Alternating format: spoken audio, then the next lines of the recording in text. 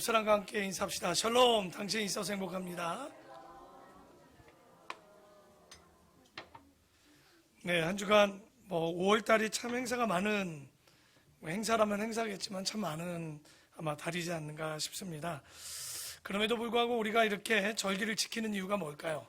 종종 저에게 그런 건의를 하는 분들이 계십니다. 5월달에 어린이 주일, 어버이 주일, 스승의 주일, 가정의 주일, 이렇게 주일도 많은데 그러지 말고 한 번에 퉁치자고, 그냥 한 번에 어린이 챙기고 어버이 챙기고 또 스승을 챙기고 가족을 챙기면 좋겠다라고 제안을 하기도 합니다. 저도 고민도 좀 해보기도 했습니다. 하지만 우리가 모든 절기에 보면 그 절기에 따라 모든 규례가 있고 율례가 있고 또 법도가 있듯이 아마도 그것을 절기를 주었던 것은 그 원뜻은 그것을 기억하고 기념하라는 뜻이지 않나 싶습니다.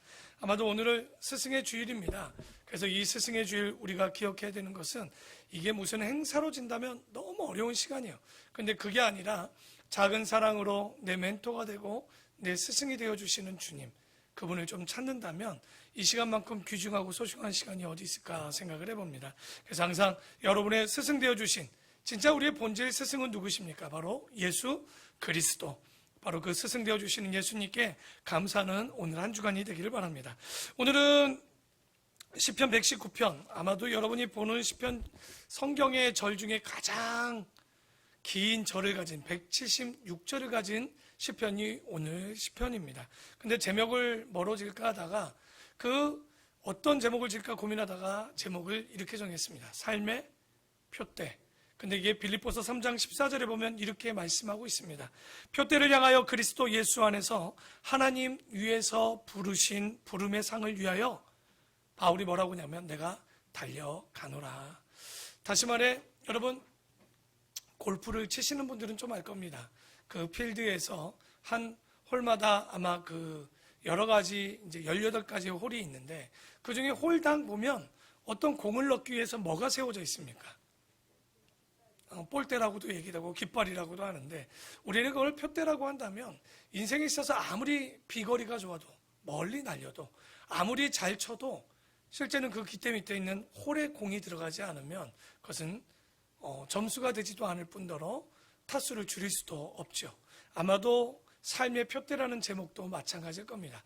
아무리 열심히 이 땅에서 여러분이 살아가도 아무리 열심히 물질을 가져도 표대 없는 삶은 헤매는 배와 같이 도착하지 못하고 정박하지 못하는 배와 같은 신세가 되지 않을까. 그렇다면 오늘 시편 119편을 통해서 우리가 어떤 삶의 표대를 얻을까 한번 말씀을 보려고 합니다. 오늘 보는 시편 119편은요 제목이 있습니까? 누가 썼습니까? 몰라요. 쉽죠. 제목도 없고 누군지도 모릅니다.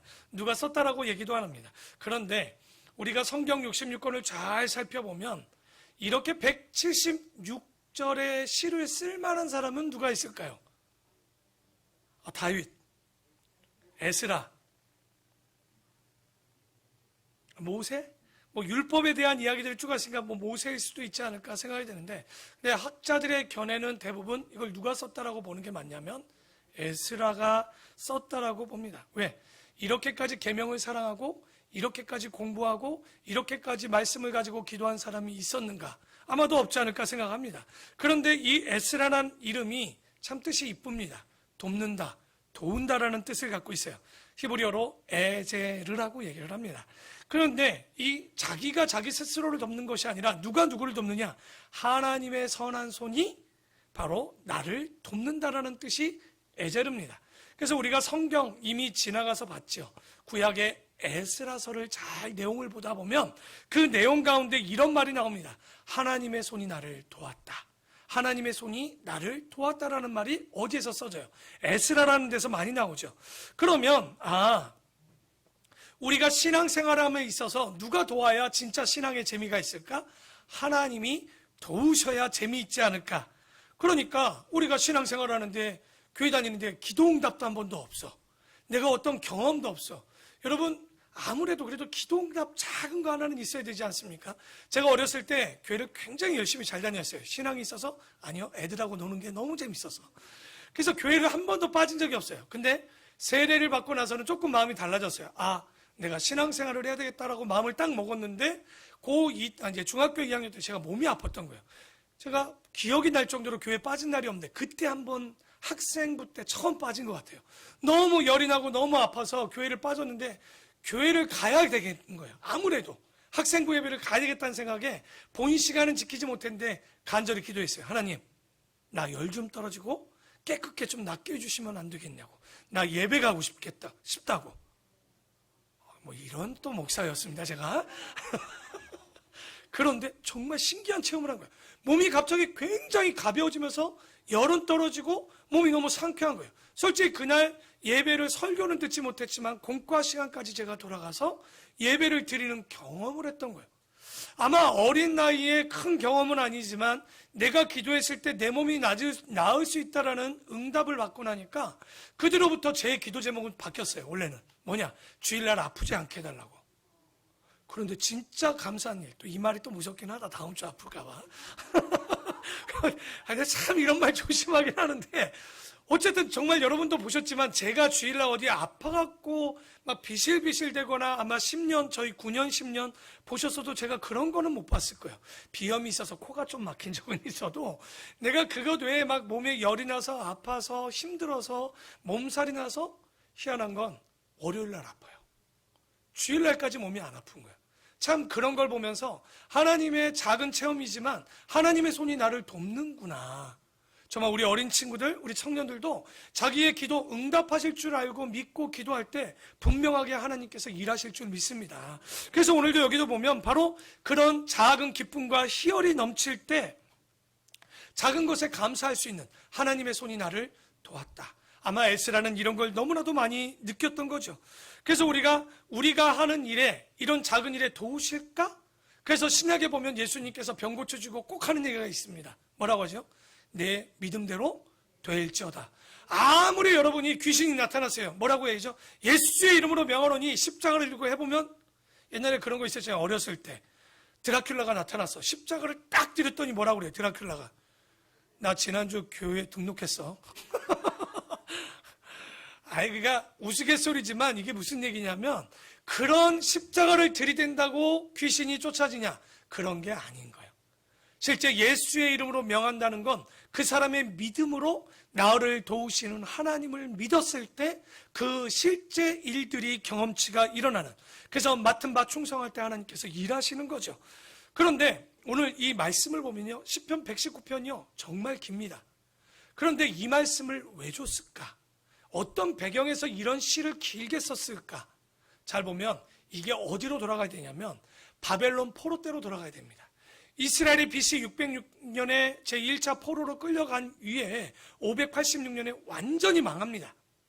그런데 1차 들어갔던 사람이 누굽니까? 70년 뒤인 BC 536년에 스룹바벨이라는 사람과 제사장과 함께 들어가서 총독과 함께 이제 다시 회복을 시작합니다. 그러고 나서 457년에 BC 주님 오시기 457년에 2차로 누가 다시 들어가죠? 내가 지금 누구 얘기다 하겠습니까? 그 눈치껏 하면 돼요. 두 번째 포로 귀환했던 인솔자가 누구냐면 에스라입니다. 근데 에스라가 얼마나 열심히 했냐면 그때 가서 제일 먼저 한 일이 기억나십니까? 그때 그 지역에서 이방 여인과 지도자들이 결혼한 걸 다 색출했어요. 그리고 나서 이방 여인들을 다 내어 쫓아버립니다. 근데 여기까지는 너무 멋졌어. 근데 문제는 뭐였습니까? 쫓겨간 여자들이 집에 친정에 가서 오빠, 아빠, 난 내쫓겼어요. 뭐라고? 좋을 땐 데려가더니 이제 와서 너를 내쳤다고?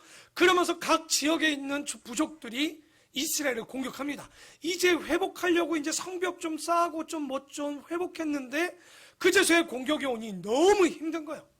13년간을 에스라가 어떻게 보지만 잘 되지 않죠. 그래서 3차 귀환자에게 부탁을 합니다. 페르시아에 있는 느헤미야에게 부탁을 해서 느헤미야가 와서 그제서야 일들이 진정되고 성벽이 다시 수축됩니다.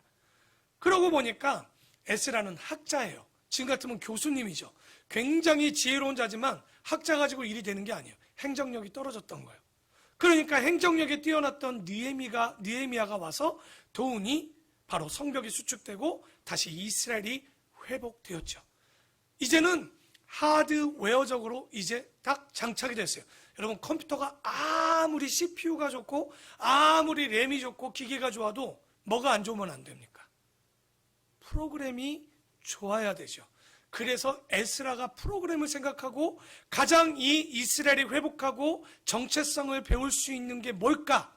오늘 제목이 뭐라고요? 삶의 표대. 그들도 생각한 거예요. 에스라도 생각한 거예요. 이때 이들에게 주어야 되는 것은 바로 말씀이다.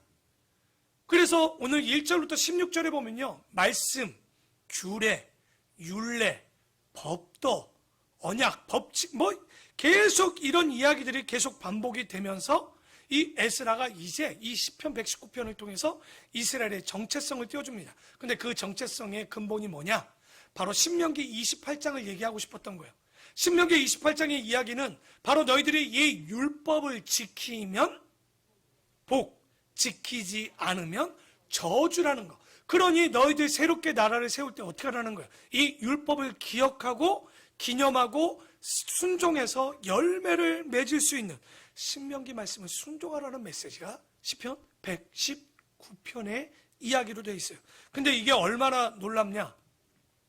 성경에서 가장 긴 절, 바로 시편 119편입니다. 근데 이것도 여러분이 기억하는 건 딱 105절 하나야.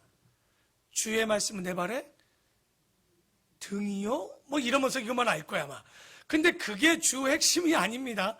이 시편 119편은 그게 아니라 신명기 말씀을 들었을 때 이스라엘 백성 너희들이 이 땅에서 다시 회복되어질 수 있다라는 거. 다시 말해 우리가 삶에 있어서 어딘지 모르고 오가다가 분명히 열심히 했는데 여기가 아닌가 봐. 근데 내 나이 60이 됐어. 야, 이건 심각한 일인 거거든요. 그러니까 이러지 않도록 이 에스라가 이스라엘 백성들에게 다시 한번 삶의 표대를 정확히 세워줍니다. 깃발을 세워주는 거예요. 너희가 가야 될 것은 저 진리요 하나님의 말씀이라고 이야기하고 있는 거. 그런데 이 이야기라는 게 얼마나 멋지게 하느냐. 우리 한국말에는, 국어에는 여러분 자음과 모음이 있죠. 그런데 히브리어는 뭐가 없냐? 아야, 어여, 오요, 우유, 모음이 없어요. 자음밖에 없어요. 알렙, 벳, 이렇게 하면서 이 히브리어가 22자로 타우까지 한자 한자 갑니다. 그런데 오늘 잘 성경을 보시면 1절부터 몇 절까지 전에까지 동그라미가 쳐져 있나요? 동그라미가 9절에 있죠. 8절까지 있죠. 그러면 그 다음엔 동그라미가 몇 절에 있습니까? 17절에 있죠. 25절. 근데 끝난 절을 보니까 8일은 8, 82, 16, 83, 24, 84, 32. 딱 맞아 떨어져요. 뭔가 법칙이 있는 듯한 느낌이 들죠. 이게 뭐냐? 우리나라 말로 할게요. 기억으로 시작하는 단어로 쓰여진 시가 1절부터 8절까지, 니은으로 시작하는 단어가 9절부터 16절까지 디귿으로 이런 식으로 돼 있는 거예요. 그런데 아까 얘기했죠. 자음이 22자 곱하기 8하니까 정확히 176절이 되는 거예요. 그러니까 오늘 여러분 삼행시 쓰기도 어려워 죽겠는데 이분은 기억으로 시작하는 단어 8자로 이 시를 쓰고 니은으로 시작하는 단어 16절까지 쓴 거예요. 그거를 22개의 그 자음을 통해서 22개로 써서 176절까지 썼다. 이거 웬만한 학자 아니면 쓰기가 어려운 거예요. 그러니까 모세도 대단하다라고 하지만 다윗도 대단하지만 쭉 시편을 봤을 때 이만큼 율법과 말씀을 사랑할 사람은 이건 누구밖에 없습니까? 에스라 같다는 생각이 정확합니다. 그래서 여러분 다 할 수 없으니까 16절까지 보면서 주의 법도 율례, 규례, 계명, 판단 남은 동그라미를 한번 쳐보는 거예요. 제가 한번 읽어드리겠습니다. 1절 행위가 온전하여 여호와의 율법을 따라 행하는 자들은 뭐가 있다? 복이 있다. 여호와의 증거들을 지키고 전심으로 여호와를 구하는 자는 복이 있다. 얼마나 복이 있는가? 어떨 때? 율법을 지키고 증거를 지키고 법도와 율례와 계명과 판단을 지켰을 때 이게 알렙이라는 연 시작하는 건데 결론 말씀을 준수하는 자에게 뭐가 있다? 복이 있구나. 아까 제가 얘기했죠. 신명기에 대한 이야기를 한다고 그랬죠. 이걸 지키면 뭐라고요? 그대로 얘기하죠. 율법을 지키면 복이고 지키지 않으면 저주될 것에 대한 이야기를 그래서 이야기하고 있다는 거예요. 그러니까 이 나라가 세워지는 거, 여러분의 가정이 세워지는 거, 나의 신앙이 세워지는 건 교회 안에 어떤 내가 헌신을 하고 일하고 이것도 중요하지만 먼저는 주의 말씀을 그 말씀대로 지켜 사는 자가 복이 있을 것이고 참으로 그들의 불의를 행하지 아니하고 주의 도를 행하는도다. 주께서 명령하사 주의 법도를 잘 지키게 하셨나이다.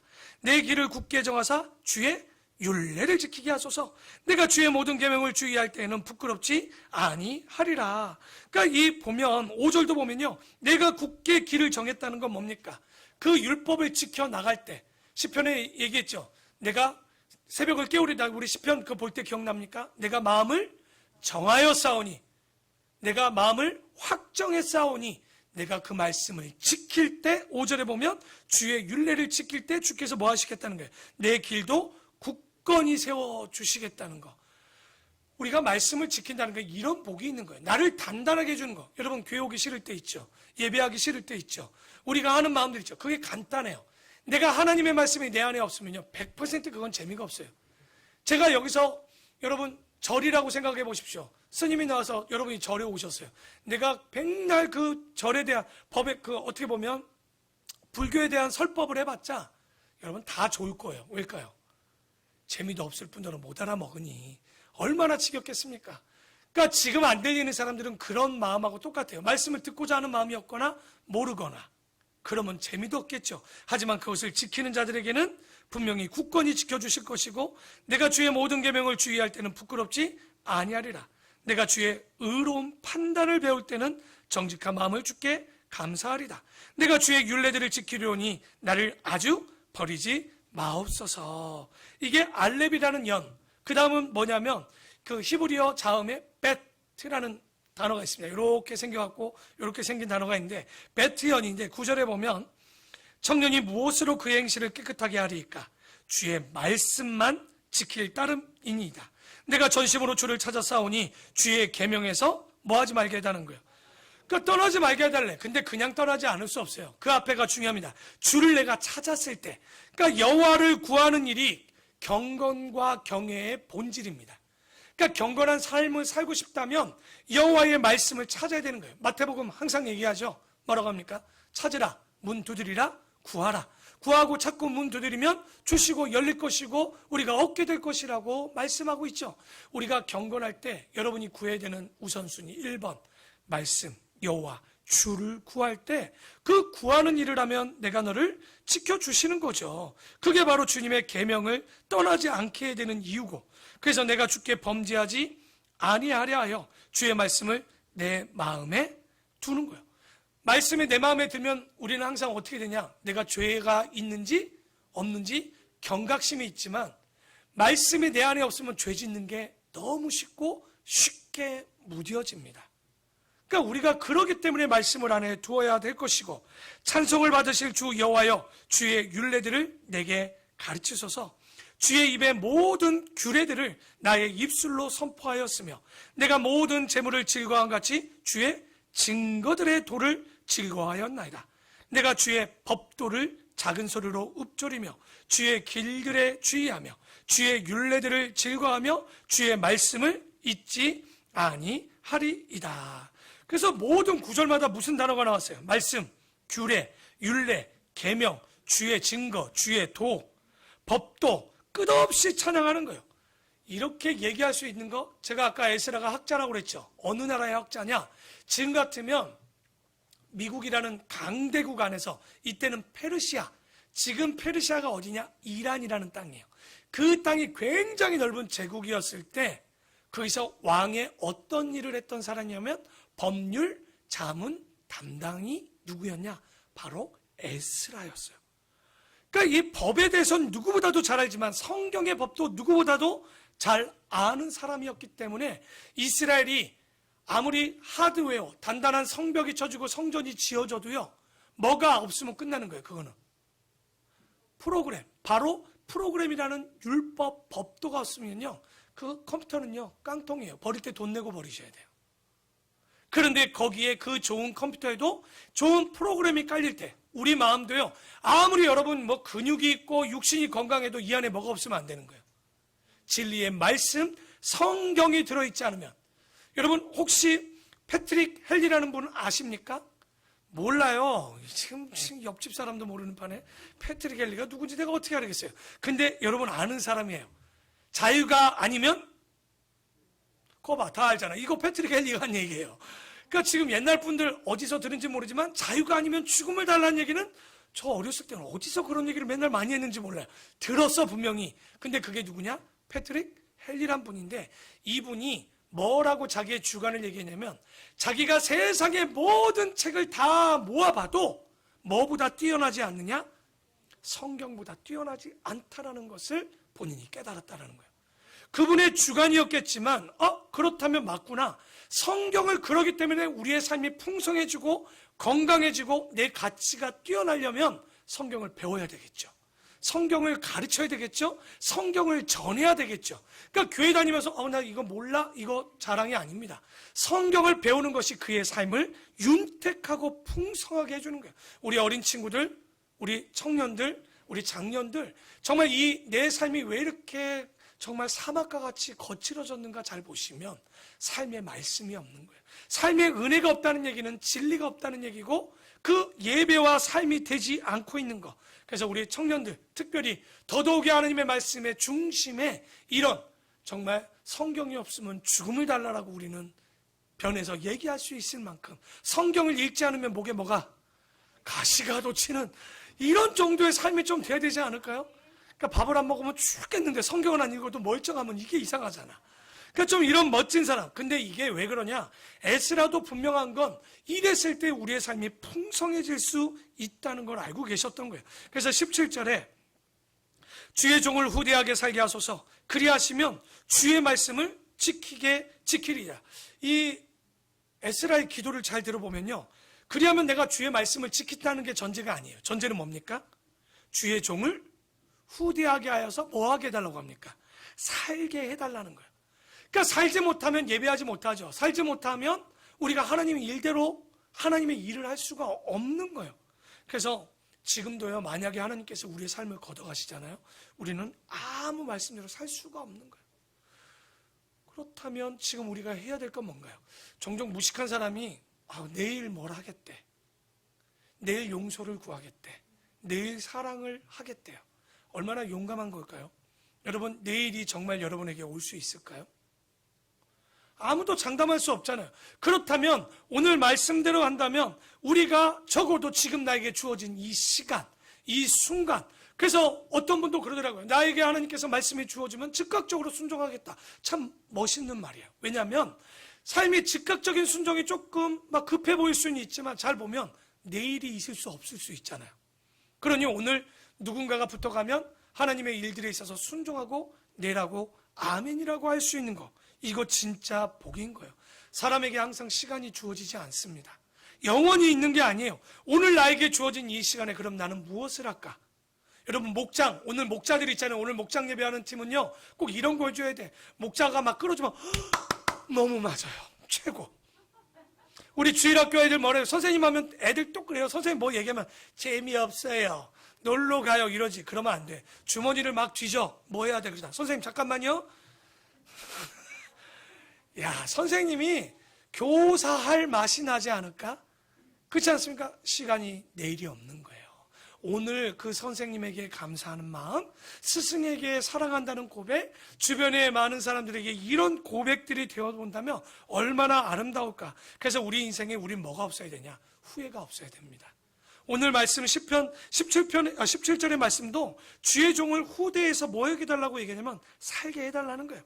그래서 이 시간을 빼앗기면 아무것도 할 수 없잖아요. 그러므로 지금 내 인생에 있어서 후회가 없도록 나를 살려주시고, 그 살려준 시간에 내가 후회 없이 살 수 있도록 해달라고 얘기하는데, 그게 뭐냐? 그리하시면 에스라가 제일 먼저 할 것은 주의 말씀을 지키겠다는 거예요. 그런데 그리고 나서 내 눈을 열어서 주의 율법에서 놀라운 것을 보게 해달라는 거예요. 나는 땅에서 나그네가 되었사오니 주의 계명들을 내게 숨기지 마소서. 우리 기억납니까? 이사야의 사명이 뭐였냐면 6장에 보면 이스라엘 백성들이 깨닫지 못하고 보지 못하고 듣지 못하게 해달라고 그랬어요. 하나님의 명령이. 왜 그랬을까요? 좁아야 듣지를 않고 보지를 않고 깨닫지 못하는 시대를 보여주고 싶었던 거죠. 그런데 우리가 이렇게 성경책을 보면요, 어떤 분들은 정말 안 열리는 거예요. 성경을 아무리 읽어도 없는 거예요. 여러분, 그때 어떤 기도를 해야 될까요? 하나님, 나에게 보는 눈, 듣는 귀, 깨닫는 마음을 달라고 주저하지 않고 기도하셔야 됩니다. 근데 저도 보면요, 이것도 없이 설교했어요. 여기 있는 모 집사님이 저한테 그러더라고요. 황 목사님이 옛날에 설교가 어떤 설교였는 줄 알아요? 난 지금 설교 스타일이 너무 힘들어 죽겠어요. 왠 줄 알아요? 원래 저는 이런 설교가 아니라 감정에 호소하는 설교였대요. 막 찬양하면서 눈물을 쭉 흘리면 앞에 있는 청년이 같이 쭉 흘리면서 이번에 우리가 이렇게 살아야 됩니다. 그러면 성도 청년들이 막 뜨거워가지고 아멘 막 열정을 다해서. 근데 이제 아름다운 본교에 와서 딱 설교를 하는데 그런 건 없잖아. 예화도 없잖아. 맨날 말씀 읽고 이렇습니다. 저렇습니다. 정말 이렇게 얘기를 하고 있지만 근데 거꾸로 얘기할까요? 그때는 진리가 없었고 오히려 지금 뭐가 있는 거예요? 진리가 있는 거예요. 성경은 재미가 있는 게 아니에요. 성경은 진리입니다. 이 진리를 알아야 되는 거예요. 그래서 항상 우리가 에스라처럼 보는 눈, 듣는 귀, 깨닫는 마음을 달라. 그런 진리를 듣게 달라 기도해야 되겠죠. 교만하여 저주를 받으며 주의 계명들에서 떠나는 자들은 주께서 뭐 하시겠다는 거예요? 꾸짖으시겠다는 거예요. 그러니 우리가 성경을 읽을 때 항상 20절이네요. 죄송합니다. 주의 규례들을 항상 사모함으로 내 마음이 뭐합니까? 상하나이다. 이 얘기는 성경을 봐도 모르는 게 개운치 않은 게 너무 괴롭다는 거예요. 우리가 예레미야 봅시다. 예레미야 하면 성경나는 구절 딱 하나 대보세요. 아마 33장 3절. 너는 내게 부르짖으라. 내가 내게 응답하겠고 크고 비밀한 것들을 내게 보여주시겠다. 요거밖에 하나밖에 없어. 진짜 그런 겁니까? 나음서는 어떤 책일까요? 그래서 우리가 실제는 이런 것들을 보면서 고민해야 되는 거예요. 왜 하나님 나는 이 말씀을 모릅니까? 정말 기도하면서 창세기가 어떤 책인지 진짜 좋은 시기를 우리는 갖고 있어요. 지금 대하설교, 새벽에는 에스라 성경 강좌 1년이면 한번 성경을 다 볼 수 있는 기회가 생깁니다. 성경 통독들을 조금 늦어도 괜찮아요. 그래도 천천히 찾아오시면서 말씀을 들어서 올 한 해 내가 모르는 말씀이 없도록. 여러분 창세기는 어떤 책입니까? 열왕기상은 10명이 10명의 이야기인가? 이런 거 아니죠. 아마 지금도 그런 분들이 있을 수 있어요. 출애굽기 그러면 어떤 책인지 이런 것들을 모를 때 에스라는 어떤 마음이었냐? 내 마음이 상했다는 거예요 지금. 그러니 교만하여 저주를 받으며 주의 계명들에서 떠나는 자들은 주께서 뭐 하시겠다? 그러면 교만이 뭐냐? 오늘 여러분의 머리에 개가 2마리 들어가 있습니다. 놀라운 사실이죠. 한 번도 생각해 본 적이 없는데 여러분의 머리가 복잡한 이유를 가르쳐 드릴게요. 2마리의 개 때문에 그렇습니다. 어떤 개? 선입견, 편견. 네. 내 머릿속에 선입견이라는 개가 들어있는 거예요. 편견이라는 개가 들어있는 거예요. 근데 선입견과 편견의 극치가 뭐냐? 교만입니다. 내가 옳고 내가 맞고 다 내 중심으로 돌아가는 거. 그런데 이것의 핵심은 뭐냐? 성경보다 내가 더 똑똑하다고 편견을 갖거나 선입견을 갖고 있는 거. 하나님은 안 계시다는 편견을 갖고 있는 자들. 그러니까 계명을 떠나는 것이 교만의 극치입니다. 여러분 말씀이 없으면 사람은 교만해질 수밖에 없는 거예요.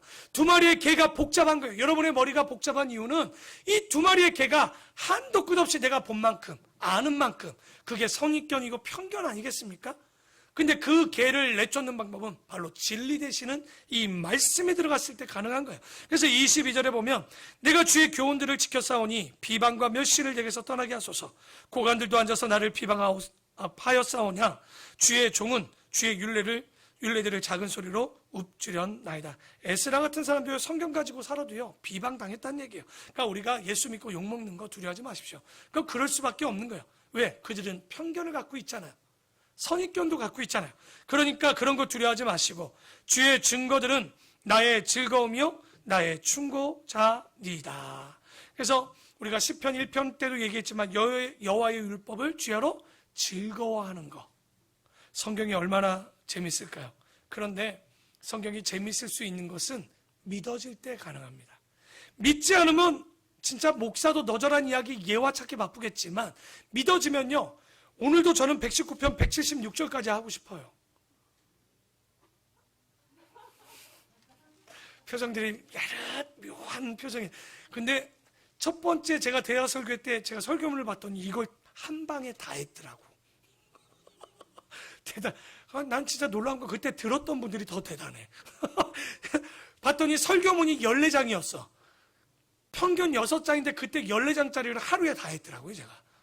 참 그때 저 열정도 대단하고 듣는 여러분도 열정이 대단하든지 용기가 대단했던지 와 대단했지만 근데 여기 보면 이 얘기 뭐냐면 이게 즐겁게 전하고 들었을 수 있었던 이유가 뭘까요? 아마 이게 자기들에게 진리였고 기쁨이었을 거예요.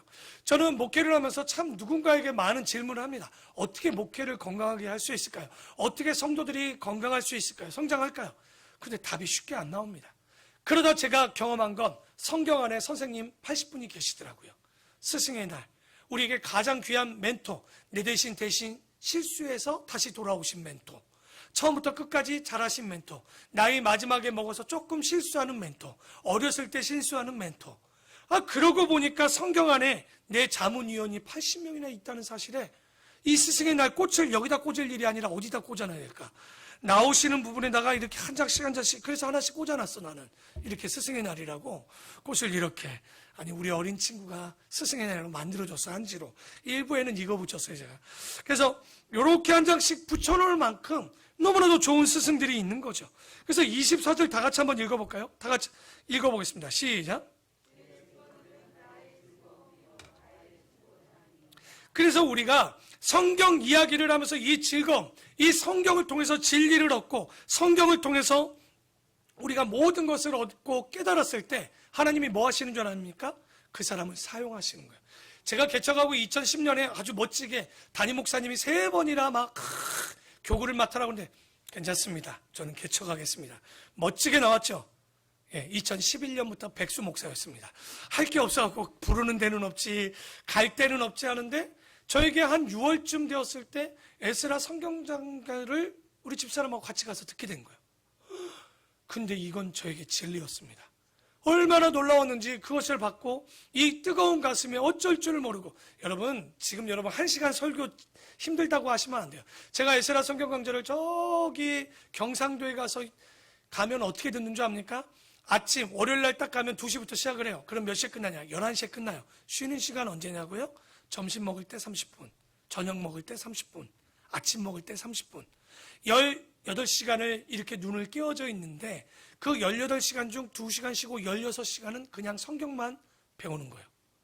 아침에 일어나서 새벽 5시 반부터 8시까지 성경 보고 30분 먹고 8시 반부터 12시까지 성경 보고 쉬는 시간 없습니다. 중간에 30분 밥 먹고 그때부터 저녁 5시 반까지 그 6시까지 밥 먹고 11시까지 성경 말씀. 저 공부하는 거 되게 싫어하는 사람인데 근데 그러고 나서 제가 얼마나 뜨거워졌는지 진짜 하나님은 살아계시는구나. 마지막 하나님의 나팔소리를 부는데 정말 나팔 불 때 주님이 오실 것 같았어요. 이 열정을 가지고 제가 집에서 개척이 아닌 개척은 못하겠더라고. 능력은 안 되고. 그래서 집에서 에스라 성경 강좌를 열었어요. 몇 강? 24강. 매주 토요일 날. 요만한 요 앞에 보면 요 공간 정도 되는 공간에 앞에 TV 옆에 저는 앉아있고 아니야 요 공간도 안 될 거야. 내가 요 앞으로 가서 앉으면 진짜 한 1m, 2m도 안 되는 공간에 앉아가지고 8명이 앉아요. 유치부 2명, 청년들 4명, 집사님들 4명. 여기도 몇 분 계시네. 그냥 앉아서 그 더운 날 청강으로 왔다가 그냥 꾸준히 듣는 분들도 계셨고 했었다가 하는데 마음이 뜨거워지는 거예요. 그 전까지는 개척에 두려움이 있었는데 개척에 열정이 생겼습니다. 하나님이 하시겠다. 근데 두려움은 있었어요. 아직은 개척은 아니지만 집에서 할 수 있겠다라고 생각했는데 2012년 6월쯤 이 아름다운 본교회가 이 자리에 시작되는 일이 시작되었어요. 제가 그때 이 본교회를 이쪽에서 세우면서 생각했던 건 뭐냐면 하나님은 준비된 자를 사용하십니다. 말씀을 즐거이 하는 자들에게 하나님께서 회복을 줄 뿐만 아니라 여러분 어디 갈 줄 모르십니까? 학생들 어느 대학 갈 줄 모르겠죠. 성경을 꾸준히 읽어보십시오. 분명히 하나님은요 그것이 다 차면 쓰일 곳으로 나를 인도해 주십니다. 저는 신도림의 근거지가 없는 사람입니다. 그저 환승하러 내렸던 동네예요. 버스로 기억이 딱 한 번 나. 고려대 여기 병원에 한 번 지나간 기억이 나요. 장례식 때문에. 그거 외에는 여기로 버스 타고 지나간 적도 없어요. 그저 환승처밖에 되지 않았던 이곳 하나님은 준비하고 계셨어요. 그러니까 여러분 두려워하지 마십시오. 오늘 말씀에 바로 에스라가 하고 싶었던 얘기는 뭐냐면 주의 증거들은 나의 즐거움이 된다는 얘기는 하나님이 그때 사용하신다는 거예요. 오늘 이 시간에도 두려운 분들이 있습니까? 사업을 어떻게 해야 될지 가정을 어떻게 꾸려나가야 될지 두려워하지 마십시오. 준비될 때 하나님은 그 사람을 사용해 주십니다.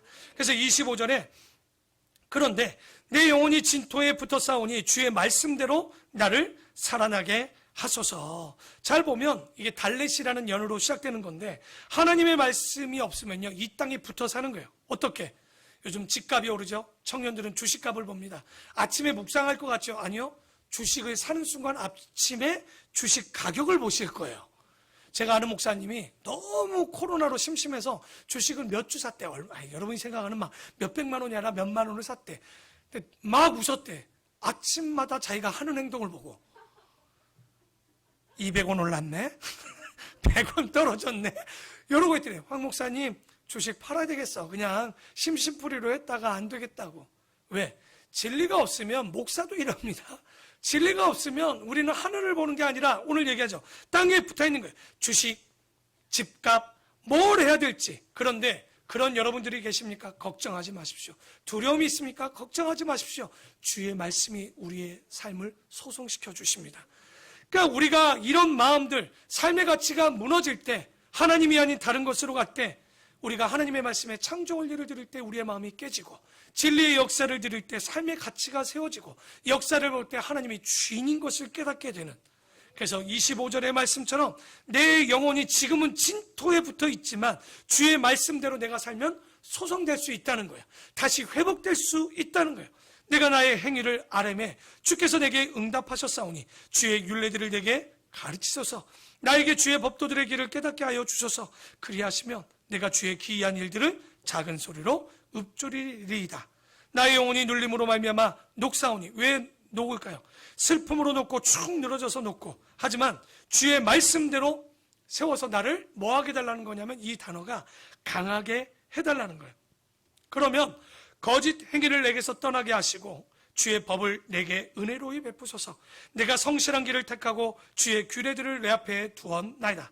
내가 주의 증거들에게 매달려 싸우니 여호와여 내가 수치를 당하지 말게 하소서. 그래서 에스라가 이제 자기 이 땅에 BC 457년부터 440년까지 44년까지 해봤지만 안 되는 거예요. 그래서 느헤미야와 함께해서 열렸던 일이 하나 있죠. 그게 뭡니까? 제1회 에스라 성경 강좌라고 붙일 수 있는 제7년 초막절 면제년에 모여서 그들이 모여서 성경을 읽기 시작했던 제 첫 번째가 누구냐? 에스라였다는 거예요. 여러분 이거 놓치고 보시면 안 돼요. 이거 대단한 얘기입니다. 뭐냐면 우리가 삶을 살아갈 때 어디 갈지 모르고 뭘 사용할지 모르고 어떻게 해야 될지 모르죠. 그때 하나님께서는 우리에게 매뉴얼을 줬다는 걸 깜빡하는 거예요. 여러분 이 땅에 그냥 보내신 게 아닙니다. 여러분에게 매뉴얼을 보내주셨어요. 여러분 여기 태블릿 PC가 한 대 있습니다. 제가 굉장히 얼리 아답터입니다. 요즘 설교문 이렇게 뽑아오지 않아요. 다 이걸로 보고 있어요. 저 이런 사람이에요. 그런데 문제는 이 아이패드를 가지고 사람들이 하는 행동이 뭔지 압니까? 유튜브 보는 거, 인터넷 보는 거, 사진 찍는 거 3가지 안 돼요. 이거 꽤 비싸면 비싼 거예요. 저는 이걸 가지고 요즘 생각해요. 요즘 자꾸만 제가 뭘 배우기 싫어하더라고요. 나이가 50 되면서. 그래서 노땅이 되면 안 되겠다. 그래서 진짜 이게 젊은 애들보다 제가 더 열심히 배워요. 근데 제가 이걸 가지고 뭘 하는 줄 압니까? 집에서 교회 컴퓨터를 켜고 교회 컴퓨터 화면을 이걸로 봐요. 제가. 똑같이 교회 컴퓨터를 이걸로 작업합니다. 집에 가서 이걸로 컴퓨터를 쓰는 거예요. 노트북처럼 쓰기도 하고 여기 프로그램도 쓰고 저 이런 사람이에요. 제가 왜 이 얘기를 하냐면 아무리 좋은 기계를 줘도 매뉴얼을 모르면 이거 참 제가 얘기했지 않습니까? 요즘 그 삼성이 뭡니까? 이 쓰는 걸 뭐라고 하죠? 노트 8, 11, 12 사는데 그 모교회 집사님 얘기해 줬죠? 목사님 세상에 핸드폰에 펜이 들어있대. 그 펜 쓰려고 그거 산 건데. 그러니까 이런 얘기는 뭐냐면 하나님께서요 알고 보면요 우리가 살아가야 될 지침서를 이미 다 넣어줬단 말이에요. 그게 뭡니까? 성경이요. 그런데 교회를 40년, 50년 다녀도 매뉴얼을 몰라. 그러니 맨날 교회 왔다 가는데 재미도 없어. 교회 왔다 가는데 죽는 만큼만 힘들어 죽겠어. 기도해도 응답도 없어. 그러니 재미도 없어.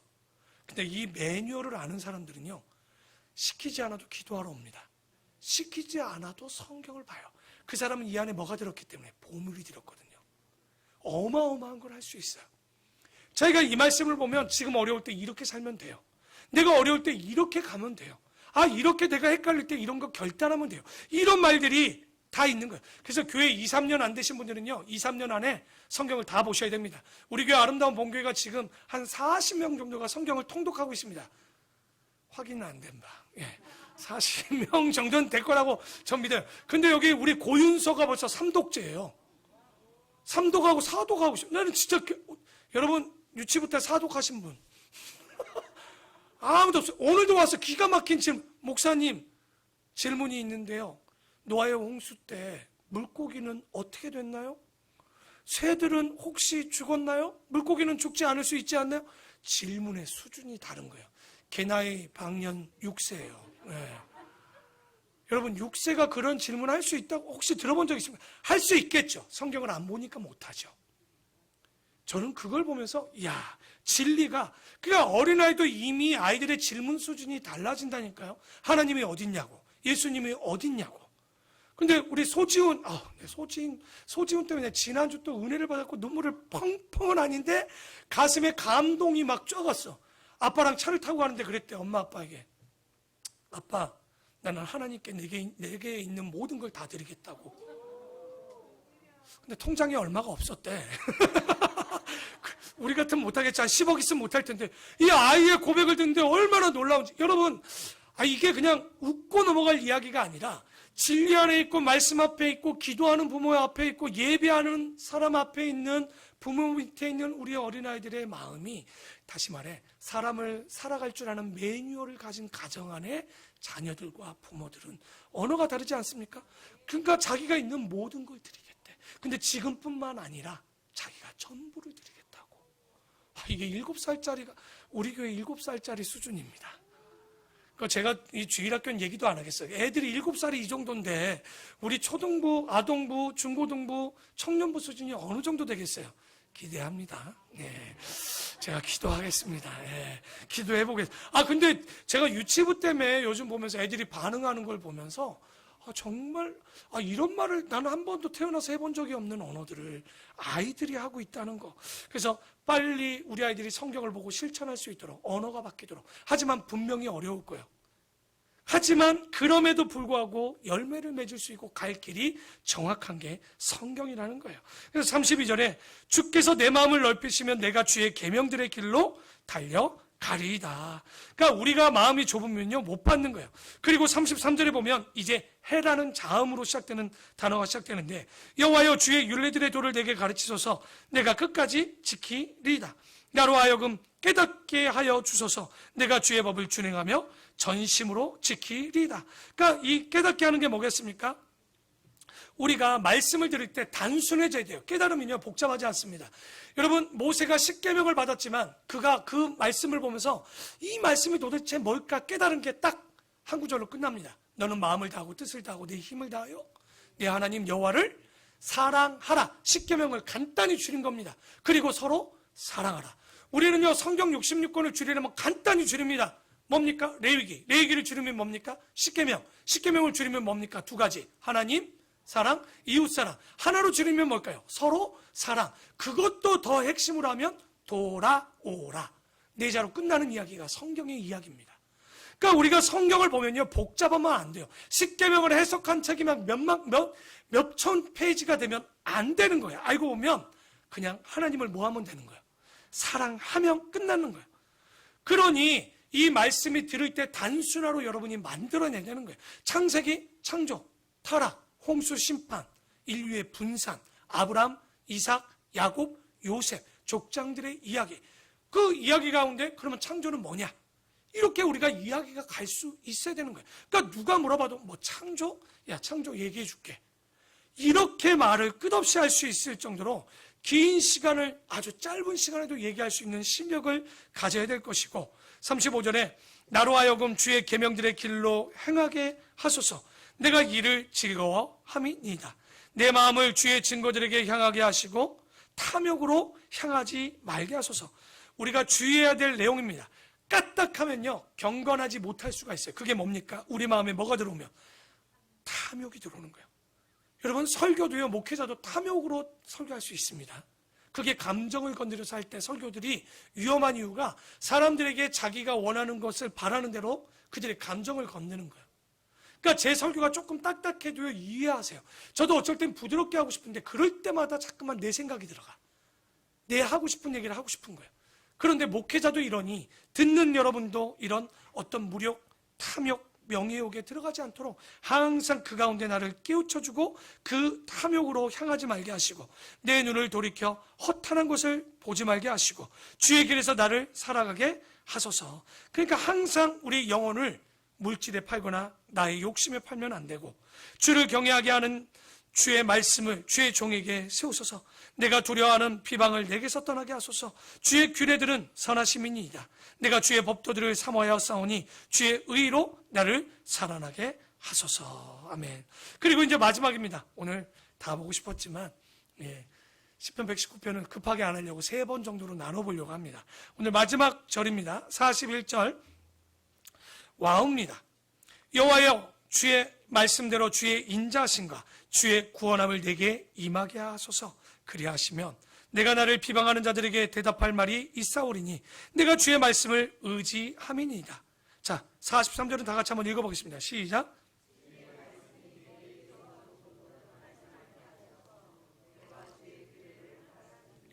그러니까 이 에스라의 기도는요, 내 입술에 뭐가 떠나지 않게 해달라고 기도합니까? 조금도 주의 말씀이 떠나지 않는 거. 그러니까 간단해요. 이게 떠나면 탐욕이 들어오고, 이게 떠나면 욕심이 들어오고, 이게 떠나면 염려가 들어오고, 이게 떠나면 두려움이 들어오고, 이게 떠나면 내 쾌락이 들어오는 거예요. 그래서 주의 말씀이 내 안에 이렇게 가득하게 해주시면 진짜 좋은 44절 뭐라고 얘기했냐? 내가 주의 율법을 항상 지키겠습니다. 그리고 영원히 떠나지 않도록 지키겠나이다. 내가 주의 법도들을 구하여 싸우니 자유롭게 걸어갈 것이오며. 그러니 에스라가 법도대로 사니까 자기가 진리 안에 뭐 하는 거예요? 지금 자유케 되는 거죠. 요한복음 8장 31, 32절에 뭐라고 합니까? 너희가 내 말에 거하면 참으로 내 제자가 되고 진리를 알지니 진리가 너희를 자유롭게 한다는 거예요. 여러분, 목회를 해도요 자유로울 수 있습니다. 가정을 살아도요 자유로울 수 있습니다. 매이는 건 내 욕심에 우리의 생각이 땅에 맺혀질 때 괴로운 거예요. 우리가 항상 감사한 게 뭘까요? 우리는 비진리에 매이지 않아요. 여러분, 이사 언제 가십니까? 손 없는 날 가시죠? 안 믿는 사람들은. 우리는 어떤 날 이사 가요? 싼 날 이사 가면 돼요. 어느 날이 제일 싼가 날짜 찾으면 돼요. 근데 믿지 않는 날은 뭐 귀신이 없는 날, 어떤 날, 이런 날 찾느냐, 뭐 어떤 날은 뭘 먹지 말아야 되고, 뭐 하면 뭐 하지 말고. 아니요. 우리는 그런 풍습, 관습 아무 필요 없습니다. 진리는 우리를 자유케 하는데, 어떻게? 비진리 가운데 자유케 하시는 거예요. 쫓지 않아요. 여러분, 물질이 진리 아니잖아요. 그렇죠? 물질은 환경이고 보여지는 거예요. 그런데 이것에 매이는 사람 볼까요? 10명의 정탐꾼을 모세가 보냈을 때 어떤 일이 벌어집니까? 12명의 정탐꾼을 보낼 때 10명은 가나안 땅을 보고 뭐라고 얘기해요? 야, 저기 포도송이도 어마어마하고 먹을 것도 어마어마하지만 저들이 거인 같아. 우리는 저들에 비하면 저들이 메뚜기 같다는 거야, 메뚜기. 그런데 여호수아와 갈렙은 뭐라고 얘기합니까? 맞다고, 다 똑같다고. 그런데 저들은 우리의 빵이요, 밥이요. 누워서 밥 먹기요, 떡 먹기요, 이러는 거예요. 근데 여러분, 여기서 놓치지 말아야 될 게 있습니다. 환경이 다른 걸 봤습니까? 똑같은 걸 봤는데 10명은 죽을 만큼 힘들어했고 2명은 쉽다라고 얘기할 수 있었던 건, 그게 바로 진리를 가진 자들이 세상을 사는 것과 진리를 가지지 못한 사람들은요 똑같이 가져야 돼요. 요즘 무섭습니다. 어제도 누군가가 얘기를 하는데 그런 거예요. 요즘 결혼한 사람들이 그런데요. 신앙이 너무 이뻐. 말씀이 너무 이쁘대요. 그런데 세상이 가진 것도 다 가져야 된대요. 그렇죠?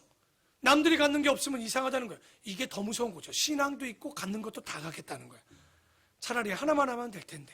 왜? 그들이 진리가 없으면 하는 행위입니다. 그럴 필요 없어요. 여러분, 오히려 진리는요, 이 땅은요 다 우리가 뭘까요? 청지기예요. 맡아놓고 이 땅에 다 놓고 갈 거예요. 뭘 그렇게 좋은 걸 두십니까?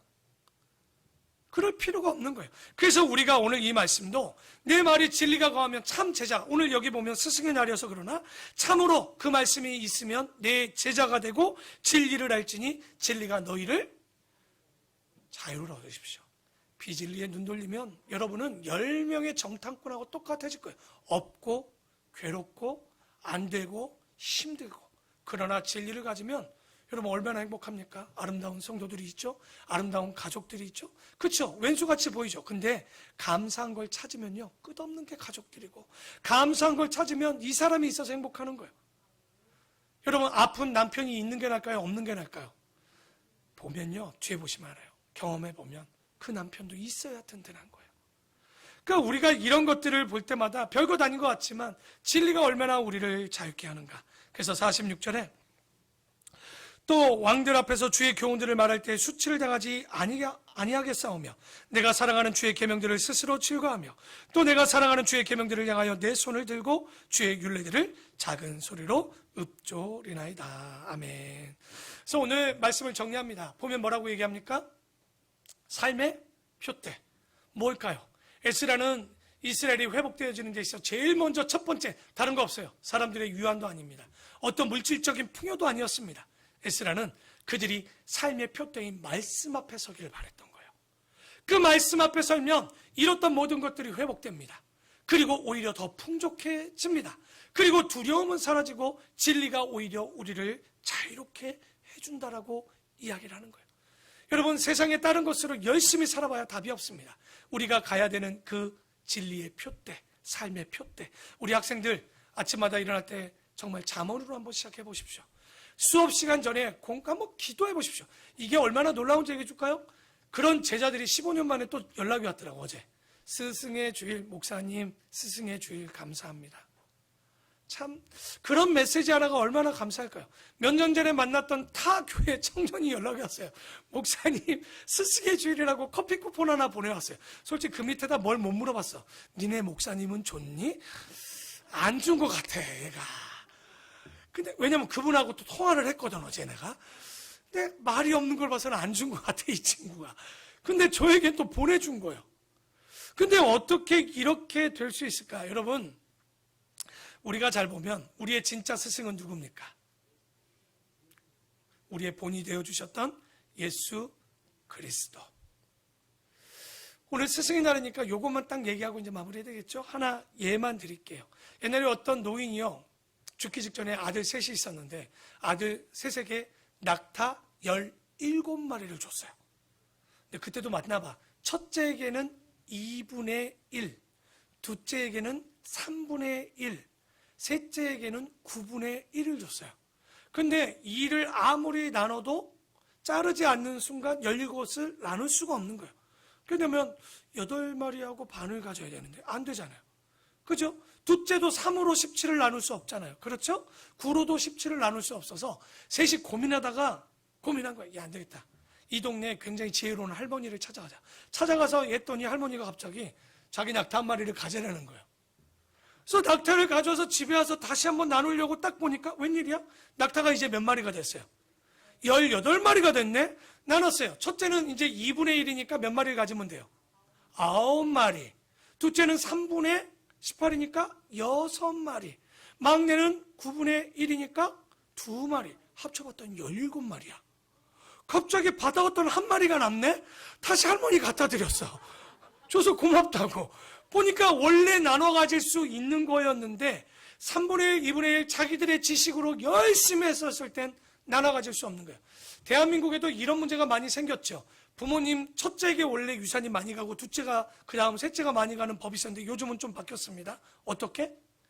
부모를 모시는 자녀에게 더 많은 유산을 주게 아마 법이 바뀐 걸로 알고 있는데, 근데 보십시오. 유산 나눠질 때 어떤 일이 벌어져요? 전쟁하죠. 내가 더 모셨다. 내가 더 아버지께 어머니께 더 선물했다. 내가 뭐 했다.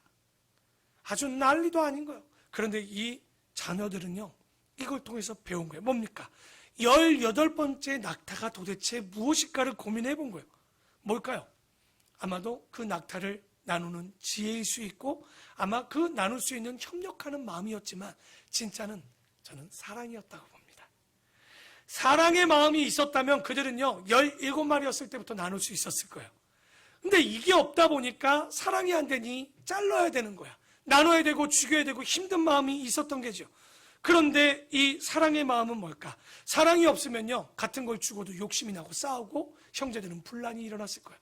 그런데 그 18번째 낙타가 그들에겐 사랑이었었고 하나님의 지혜 같은 거였어요. 혹시 오늘 들어다가 빨간 벽에 쓰여진 말씀 한 구절을 보셨습니까? 얼마나 바쁜지 들어보면서 휙 하고 들어오셨죠? 그게 말씀 하나 써져 있습니다. 뭐냐? 고린도전서 11장 1절 말씀이 써져 있습니다. 내가 그리스도를 본받는 자가 된 것 같이 너희도 나를 본받으라라고 바울이 한 얘기입니다. 오늘은 스승의 주일입니다. 그러면 바울이 본받았던, 그리스도를 본받았던 건 뭘까요? 지식일까요? 지혜였을까요? 방법이었을까요? 아니요. 그리스도의 사랑이었습니다. 십자가에 죽기까지 순종했던 그 사랑. 그랬을 때 바울이 이 사랑을 배운 것 같이 제자들에게 무엇을 나눠줬을까요? 사랑을 나눠준 거지. 그 지식을 나눠준 게 아니에요. 말씀만 나눠준 게 아니에요. 아무리 말씀이 뛰어나도 교회에 사랑이 없으면, 그래서 고린도전서 13장에 문제가 생긴 거잖아요. 고린도 교회가 은사는 많지만 뭐가 없었습니까? 사랑이 없었어요. 그래서 예수님, 바울도, 예수님도, 하나님도 우리에게 사랑을 얘기하는 거예요. 그래서 우리 스승의 날, 여러분 이런 스승이 되어줬으면 좋겠어요. 우리 여기 주일학교 교사들이 있습니다. 유치부 교사들, 또 우리 고등부, 또 청소년부 교사, 또 우리 청년부, 또 그 외에 많은 리더들이 있습니다. 그런데 이런 분들이 가져야 되는 건 사랑이에요. 그냥 아이들을 향한 그 마음, 사랑, 그 눈물. 바로 목자들은 아마 목원들을 보는 그 눈물이 그런 눈물이 되어야 되겠죠. 그래서 오늘 이 말씀, 우리 아름다운 본교회가 우리 진짜 스승은 예수 그리스도입니다. 그분의 사랑을 본받는 우리가 되어서 이 사랑을 나누고 그 사랑을 나눈 제자들이 또 다른 제자를 삼을 수 있는 이 교회, 그것이 가능한 첫 번째는 바로 우리의 삶의 표대가 하나님의 표대 말씀에 맞춰준 자만이 가능할 줄 믿습니다. 그 말씀대로 이 스승의 날 다시 한번 돌아보시고 스승 되어주시는 그 하나님께 제일 먼저 감사하는 본질을 잊지 마시는 그 사랑을 나누는 우리 아름다운 교회, 그리고 이 삶의 표대가 말씀이 되어지는 우리 성도들 되기를 축원합니다. 기도하겠습니다. 하나님 감사를 드립니다. 오늘도 이렇게 우리에게 복되고 복된 스승의 주의를 주시고 기억하게 하심을 감사를 드립니다. 주님이 우리를 사랑해 주시고 선생이 되어 주셨는데 그 제자를 위하여 십자가에 못 박혔고 그 제자들을 위하여 죽기까지 기도하셨고 그 제자들을 위하여서 다시 사셨고 그 제자들을 위하여서 다시 오신다고 말씀하셨습니다. 우리는 어떤 이제 스승과 리더가 되어야 될까요? 부끄럽습니다. 하지만 바울의 고백처럼 그리스도를 본받아 우리도 그 사랑을 나누는 자 되게 하여 주시옵소서. 그러기에 위하서 먼저 오늘의 말씀처럼 삶의 표대가 말씀이 되게 하여 주시옵소서. 말씀을 따르게 하여 주시옵소서. 말씀 앞에 순종하게 하여 주시옵소서. 그럴 때 믿지 않는 영혼들이 우리의 삶을 통하여 그리스도를 만나게 하시고 우리의 말씀을 통하여 하나님의 말씀이 전해질 수 있는 귀한 통로 되게 하여 주시옵소서. 그게 진정한 스승이요 진정한 제자인 줄 믿습니다. 오늘의 말씀처럼 삶의 표대가 흔들리지 않는 우리 모든 성도, 모든 우리 귀한 그리스도인들 되기를 소망하며 예수님의 이름으로 기도